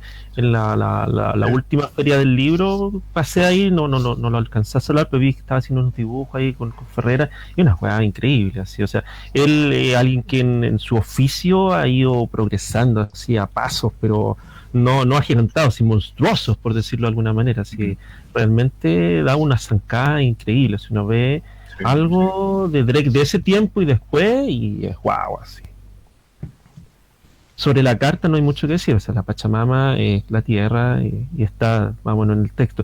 Había una especie de matiz con la idea de que también es como el tiempo, ¿m? Como el ciclo del tiempo, en lo que va en el del texto. Y esta imagen me parece que salió inspirada de unas cuestiones medias coloniales, donde aparecían unas vírgenes, realmente, unas vírgenes coloniales, pero el hecho era muy pachamamesco, o sea, estas vírgenes eran un cerro y, y abajo estaban todas las demás personas, y qué sé yo, entonces era muy evidente como esa influencia más, ¿cómo se llama?, andina en este icono colonial. Entonces yo recuerdo que creo que tomé la inspiración un poco para sugerir la idea de cómo se veía de esa imagen colonial. Y ahí Drake le puso lo suyo también. Claro, ahora que mencionas el tema de la Virgen Colonial, como que le doy otra vuelta a la ilustración y queda más. Como que toma otro sentido. Y claro, Claro, que después la misma capa se empieza como a convertir en montaña en la parte de abajo. exactamente, Es muy claro. bonito. Hoy acá Eduardo Pérez nos comenta. eh, Se hacían en colegios y en canchas sobre las fiestas patrimoniales del Día de San Juan. Eh, Ah, qué bien. eh, en colegios y en canchas del barrio se hacían juegos didácticos y había un espectáculo muy interesante llamado Casamiento Coigua.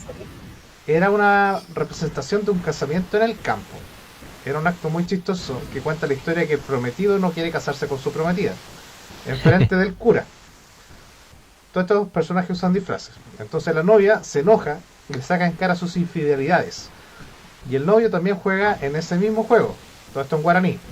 Y en resumen, el cura los casa igual y todos bailan y celebran el nuevo matrimonio. También está el juego del toro candil, la pelota tatá, el Judas Kai y juegos que son una fusión de paganismo con catolicismo. Claro.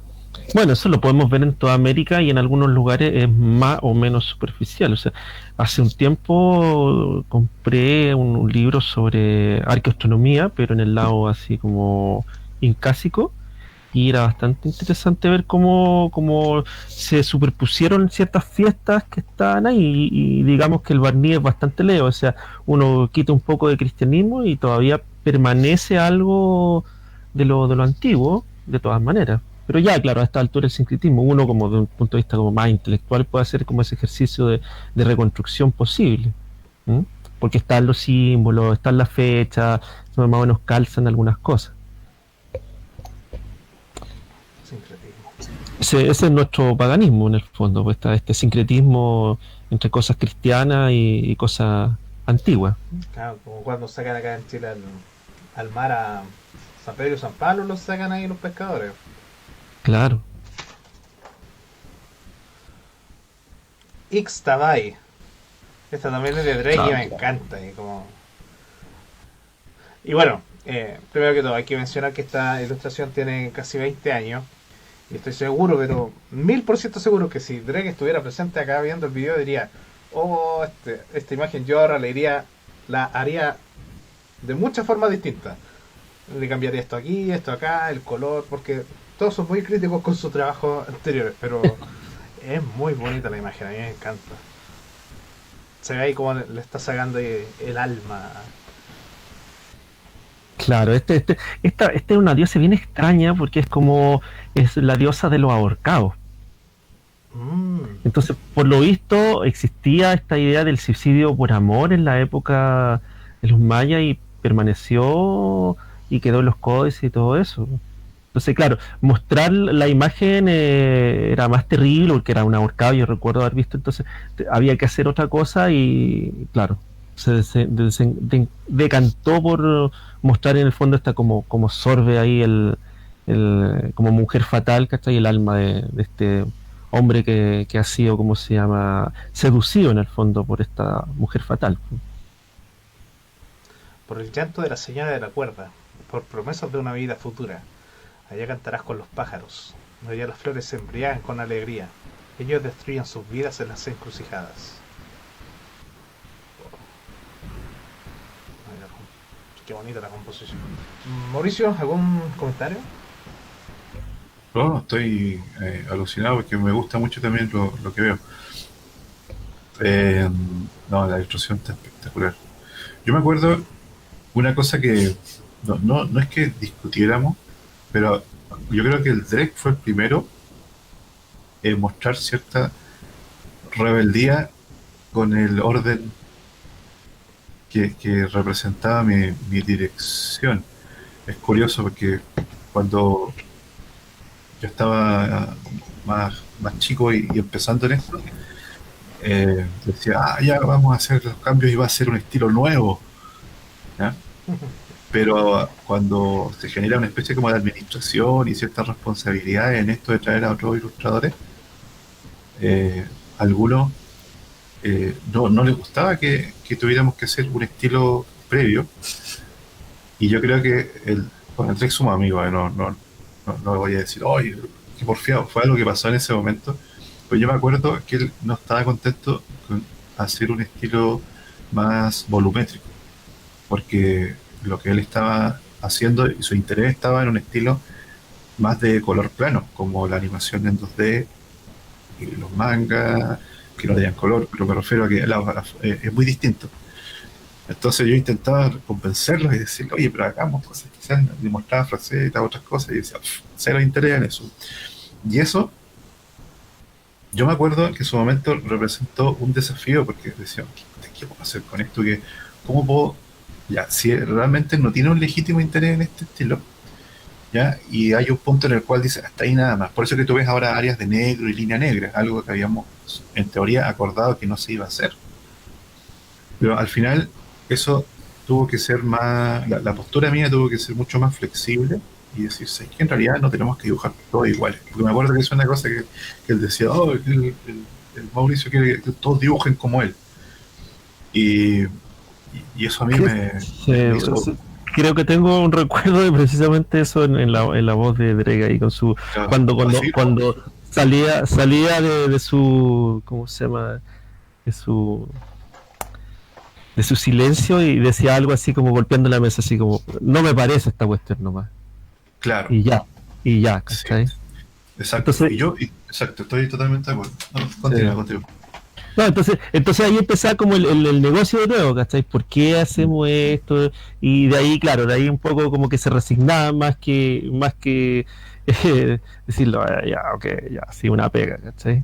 Como que un poco era esa Sí, no, la sí, cosa. yo guardo como recuerdo de lo que es un crecimiento del proyecto, un crecimiento de comprender cómo funcionan todos estos procesos creativos, porque yo no tenía idea cómo hacer dirección de arte, o sea, pensaba al comienzo que todos iban a estar súper contentos, pero en realidad hay mucha gente que no estaba tan interesada en esta área y querían hacer otras cosas. Y yo creo que el primero que me manifestó eso fue el de que me dijo, oye, pero es que no estoy interesado. Y si yo no hubiera sido otro dibujante, sino que hubiera sido una persona como del proyecto, nada más, pero no involucrado en la perspectiva de un dibujante, quizás hubiera dicho, sé que a lo mejor no deberíamos trabajar juntos, o algo así, o alguna tontería como esa. Pero lo que yo quería en ese momento era poder contar con un equipo que fuera gente muy buena, y yo estoy totalmente de acuerdo con Pancho que cuando hablamos de Drake, hablamos de un tipo genial, o sea, un genio en toda esa área, entonces no tenía ninguna intención de perderlo como parte del equipo artístico. ¿Ya? Entonces, al final, lo que acordamos era que se iba a intentar hacer un punto intermedio, en el que las líneas negras, que era lo que a él más le interesaban y siempre ha mostrado como un punto fuerte, un pilar en su trabajo, yo siempre veo la tinta, el trabajo de la tinta, el detalle y todo. Cuando se le aplica una volumetría más pintura, como que compiten y se suele no se aprecia tan bien el trabajo de la tinta. Yo creo que al final vamos a ver que no todas las imágenes están resueltas de igual forma y hay algunas en las que él sí puede hacer su estilo, y si yo pudiera viajar en el tiempo retroceder, lo diría, "Oh, lo hazlo así como tú, así que yo voy a andar cambiando eso". Pero en ese momento era una circunstancia nueva. Se repitió algunas veces, la mayoría de los ilustradores no tenían problemas, pero yo podía sentir que algunos decían, qué lástima que estamos haciendo todo tan de forma tan homogénea. ¿Ah?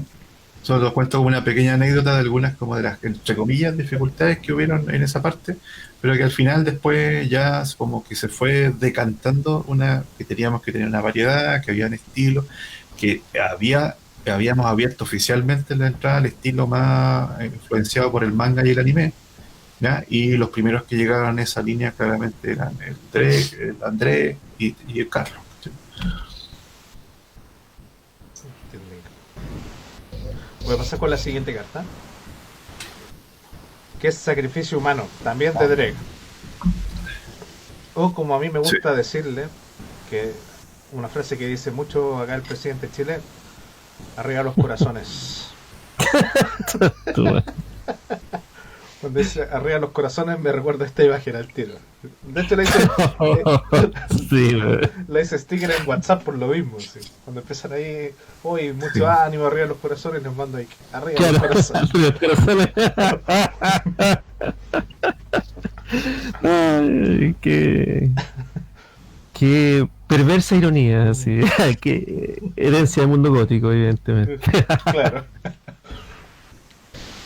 Bueno, ¿qué podemos decir del sacrificio humano? El sacrificio humano es como bien general en toda el área mesoamericana en especial. En especial no es que no hayan habido más al sur. No, o sea, tengo entendido que que el niño, no sé si llamarlo momia, creo que también está mal dicho momia. La momia del Cerro del Plomo. Ah, claro, también es un sacrificio, Un sí. sacrificio Sí. humano. Efectivamente, sí. Y- Claro, también el área andina también tuvo su sacrificio humano y posiblemente el área mapuche también en un pasado remoto también lo estuvo. Se dice, por ahí pillé un texto que tenía relación a eso, que se generaban algunos túmulos con algún sacrificio humano por medio, para tener algún tipo de guardián o algo así, ¿cachai? No puedo citar exactamente la cosa, pero lo leí en algo más o menos académico, ¿sabes? no, Y claro, en la área mesoamericana está mucho más estudiado todo eso y había montones de sacrificios diferentes para montones de cosas, pero este específicamente, el de arriba de los corazones, tiene que ver con alimentar a los dioses, por ejemplo. Entonces había toda una cosa del intercambio, esto de la energía, bastante marcado. Quién sabe si también hay toda una cuestión de control social entre medio, pero de hecho, o sea, todos estos pueblos eran muy, muy religiosos. claro. No, yo el sacrificio humano mapuche leí en un libro muy popero de estos de estas crónicas que reúne Baradit de la historia secreta de Chile.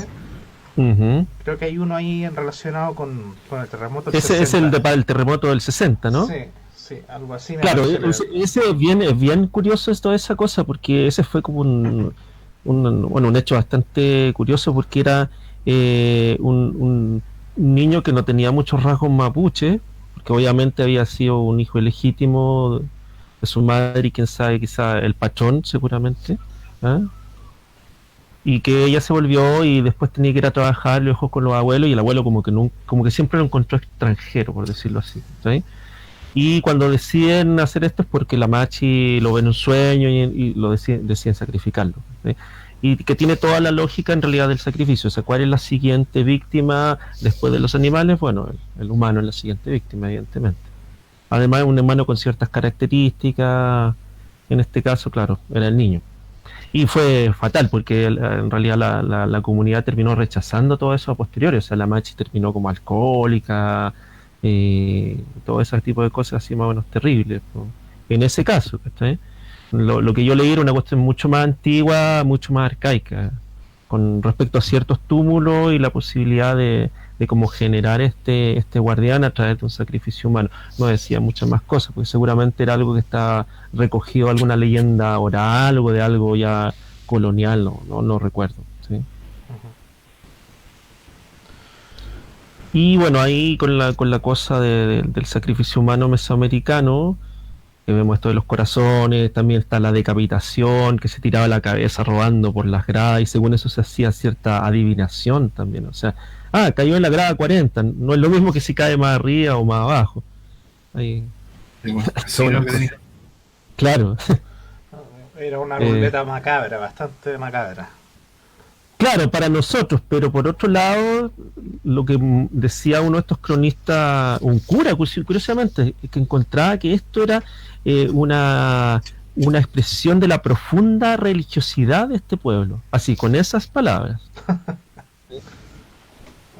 Ahí voy a guardar mis comentarios, porque No, sí, obviamente hay variaciones, pero quién sabe, pues, finalmente, quién sabe. Para nosotros es una cuestión absolutamente chocante, eh, de todas maneras. sí, porque generalmente estos eran víctimas que elegían Chochillado, creo que se llaman las guerras floridas. Habían varias maneras de elegir las víctimas. Una es esa, los cautivos de la Guerra Florida, era muy posible que fueran para sacrificio. Y otra también, una especie, como decías tú, una ruleta rusa, de repente dependía de los dioses también, ¿ah? Porque hay otro tipo de sacrificios que es como el del corte de cabeza precisamente y desollamiento. Ese otro tipo de sacrificio, me parece que los dioses mayores, o sea, recibían este sacrificio del corazón y luego recibían este otro sacrificio que era alguien que personificaba al dios y que después era decapitado y desollado y el sacerdote supremo de ese culto se ponía la piel y había toda una serie de cosas más así bastante vampírica y siniestras desde nuestro actual punto de vista. Claro. Creemos que es para bien, ¿no? Al menos estamos con toda esta moral cristiana en realidad. O sea, pero el cristianismo también, o sea, vamos, voy a decir en nosotros, entre comillas, en el área cultural cristiana, comemos la carne y la sangre de Cristo, o sea, ya no es la carne y la sangre, está un sacrificio sustitutorio, pero en ese sentido un sacrificio. Es como la teofagia, como le dicen, comerse al Dios. Claro, nosotros sacrificamos a nuestro Dios al principio. Claro. Mauricio, ¿quieres aportar algo? Está divertido ahí los comentarios que están tirando muchas tallas buenas. Sí, hace un rato estaba viendo toda la fiesta que tienen aquí con el tema, y también estaba escuchando lo que comentaban ustedes y pensaba que, bueno, no por nada hay gente que han hecho tanto comparaciones y similitudes entre el Yahvé del Antiguo Testamento y su hambre por sacrificio, ¿cierto? Y los sacrificios humanos que podemos ver aquí representados. Estoy viendo. Oye, mira, quiero enfocarme en la imagen para contarles. Aquí puedo notar que hay un trabajo en conjunto. Recuerdo haber hecho algún tratamiento o aplicar color a esta imagen también. ¿Ya? Porque eso es lo que no alcancé a contarles antes. Con Drake hicimos muchas imágenes que eran como en conjunto. Él hacía el dibujo, todo lo demás, y el color. Pero lo que yo hacía un poco era la volumetría. Y en este caso veo que la separación de acá del sacerdote hacia atrás, ¿ya? Tiene como esta gradiente en rojo que va subiendo y estas pinceladas más toscas, ¿ya? Yo creo que tiene que haber sido como un intento mío de homogeneizar un poco más los estilos. Y al acordarme de eso, puedo imaginarme al Drake pensando como que ya me cambió la carta el Mauro. Porque eso es algo que yo hacía mucho antes y que después entendí que no era necesario. O sea, yo también tuve un crecimiento dentro de esto y al comienzo, como tenía el síndrome del primer trabajo, de haber sido insoportable en el sentido de que no, es que es responsable. Yo despertaba así, no, si falta una carta, va a salir mal, o vamos a llegar, qué sé yo, atrasado, o al punto que yo intervenía muchas veces cartas de los dibujantes con su autorización. No era tan maldito de hacerlo para callado y dice unos cambios, no, así que decía, oye, voy a aplicar esto acá, ¿ya? Pero al punto que sí tuve que dibujar algunas cosas que hoy en día no lo haría. O sea, yo ya ahora comprendo cómo funciona esto. En ese momento era una desesperación de que, oye, ¿cómo hago? Ahí ya no somos 4 personas y ahora somos 10 personas y después fueron muchas más y fue más sencillo, pero este momento fue interesante porque estamos buscando la manera de funcionar como un equipo artístico. Bueno, ahí creo que hicimos muchos comentarios acá en esta. Todo bastante entretenido. Y vamos a pasar, yo creo que a la última, porque ya llevamos como siempre 2 horas y ya hemos avanzado como 10 cartas. Después le pasáis una lista a Joselo para que se diga la soporte en cámara, sí, a velocidad rápida. Onda Ace Ventura cuando decía, eso lo hicimos de aquí, ahí está. Y hay 10 minutos. Hacemos un resumen de 10 minutos. Oh, recuerdo estas. ¿Te recuerdas esta? Este es Cacacna, que es la 6ª casa de tormento en Chivalba. Me guardaban Alan cosas. Robinson.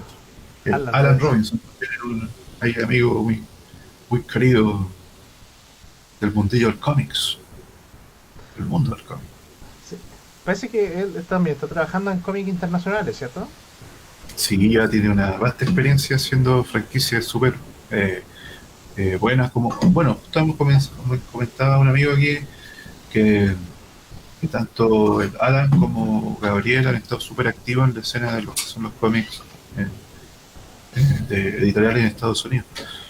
¿Ya? En el caso de Alan, eh, es bien interesante porque yo lo conocí a él al igual que a Drake, que algo que no les conté era que muchos los conocíamos, les mencioné lo de la editorial Dédalos y todo, pero también en torno al trabajo del cómic Diablo. Con Drake hicimos trabajos para Diablo y de hecho, como colaboraciones también como esto. Él hacía algunas páginas, entintaba otras. Eh, Eran otros tiempos, él estaba recién comenzando. Y tenía la ventaja de unos cuantos años por delante de ellos, pueden ser 4 o 5 años, que era mucho desde nuestra perspectiva. Entonces, se daba mucho esta dinámica. Y con el caso del Alan, también tenemos una diferencia de edad un poquito parecida, como de 4 años, y cuando ya sale esto de Diablo, yo empiezo a conocer a mucha gente eh, que estaba como en la misma sintonía, de historieta y todo. Y el trabajo de Alan, creo que la primera vez que lo vi fue en torno a la editorial que ahora se llama Visuales, ¿ya? Donde se hizo Diablo, con Javier Ferrera. Creo que ahí fue donde conocí el trabajo de él y era muy enfocado a la línea más de, de guerra. Tenía unos cómics de Segunda Guerra Mundial, le encantaba todo lo relacionado a la parte histórica, especialmente el tema de militar y guerra. Y con lo sobrenatural, tenía ahí mucha influencia de muchos cómics, entre ellos podría haber sido lo que estaba de Hellboy, o bueno, varias cosas, pero y necesitaba que estuviera en este team Alan Robinson, porque ya sabes, éramos amigos, trabajamos, nos comunicábamos súper bien, rápido, entendíamos rápidamente, teníamos los mismos códigos, entonces fue muy sencillo trabajar con él. Pero siento que también él estaba en el staff de decir, ¿y por qué no lo hacemos con código plano? Entonces, esta edición fue así como extraña en ese sentido, porque como que tomé más conciencia de que había que hacer otro estilo. En fin, ya lo había comentado antes, pero en el caso de Alan, yo creo que aquí casi todos los aspectos de composición, de puesta en escena, el storytelling que se llama, lo que está ocurriendo, él lo maneja increíblemente bien. Sí, por algo está haciendo todos estos cómics bueno, hizo historietas de Volver al Futuro, por nombrar algo, pero ha estado metido en muchos proyectos, pero esa es una que vi páginas de él hace algunos años cuando nos encontramos en una convención en Ciudad de México, en La Mole. Bueno, eso como a empezar. Y, bueno, respecto a la carta, Pancho Cacná es una de las casas de Chivalba. Creo que son como 9, ¿o no? 8, 9. No, son seis casas, si no me equivoco, las del inframundo, porque son, bueno, están las por arriba, pero las 6 casas mortales, a parece, son esas que está ahí. Está la de la oscuridad, la del frío, la de los jaguares hambrientos, la de los murciélagos, que debería aparecer más adelante, la de los pedernales afilados, y esta que, claro, que es la de las brasas ardiendo. Sí, ahora algo muy interesante de esta ilustración es que una de las que tiene 3 ilustraciones salió una versión 2 Ah, en la cofradía y salió una versión 3 en la cofradía, pero para el mercado internacional. Pero siempre asociado a este mismo mito. claro, esto sale en el Popol Vuh, la historia de los dos muchachos, como se les llama, porque son los que de alguna manera logran escapar a los tormentos infernales. Pues. Claro. Bueno, chicos, como les había dicho, llevamos 2 horas de programa, como siempre. Mil disculpas. Nos faltó aquí, yo creo que José se echó harto de menos. Sí, No sé qué opina Mauricio Pancho respecto a este tema. Mira que falta José, ¿cierto? Sí, obviamente. nos Sí, faltó sí. José Lu. Sí, hay muchos datos que ahí ya está bastante acostumbrado porque nos gatilla recuerdo y hace que nosotros disfrutemos del aporte de él, pero también yo siento que nos ayuda a que nuestros propios aportes sean más certeros, como un foco así de un lente que funciona mejor si hay tres diales, tres perillas ahí. Sí, eso mismo, eso mismo. Ya, perfecto. Quiero agradecer nuevamente a Mauricio, a Pancho por su tiempo para con nosotros en este live. Invitarlos, obviamente sí, si sigue condiciones de pandemia y estas cosas, para el próximo, para ver si podemos seguir hablando de los talismanes, armas y cositas así. Al menos ya hablamos un poquito de los ilustradores que entraron acá. Creo que no nos falta uno. Podría que nos falte uno o dos. Sí, sí, nos faltan. Por ejemplo, el de Tesoro de Guayacán es otro ilustrador que no hemos nombrado. Manterola. Manterola, justamente. Así que eso, muchas gracias por su audiencia y nos estamos viendo. Chao, chao chicos. Adiós, adiós.